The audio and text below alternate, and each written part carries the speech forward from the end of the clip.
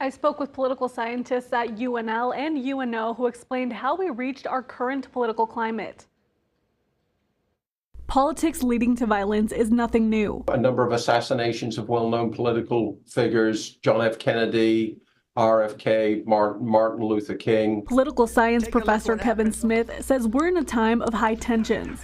Just Saturday, former President Donald Trump was shot at. I think it's probably safe to say that the polarized political environment that we live in certainly didn't help him. According to surveys conducted by Smith in 2017 and 2020, 40% of Americans report politics causing them stress or anxiety. 1 in 5 adults say differences in political beliefs damaged friendships. 1 in 5 say it's caused them fatigue, anger, loss of temper, and compulsive behaviors. About 32% report exposure to media contrary to their beliefs drove them crazy. Anyone who has a social media account, any kind of social media account now, has a hard time avoiding politics.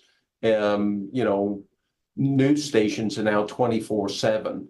Political science professor Randall Adkins says the number of moderate Americans is decreasing, with 3 key issues dividing parties: abortion, gun control, and climate change. They can't find agreement on any one common issue. Elected officials also contribute to polarization. I think that it would really help if party politicians were more careful about the things that they say, the things that they tweet. He says in the absence of that, voters need to play a role. It would really help if voters would vote for people who don't sort of fly off the handle on social media, who tend to be more calm and more rational. Smith says the convention in Milwaukee is an opportunity. There is a potential for a reset here. If at the Republican National Convention, there's sort of like some kind of like coordinated effort to make an appeal to unity. Adkins expects to see short-term effects after the attack on Trump. I think a lot of people are going to have this sort of patriotic feeling.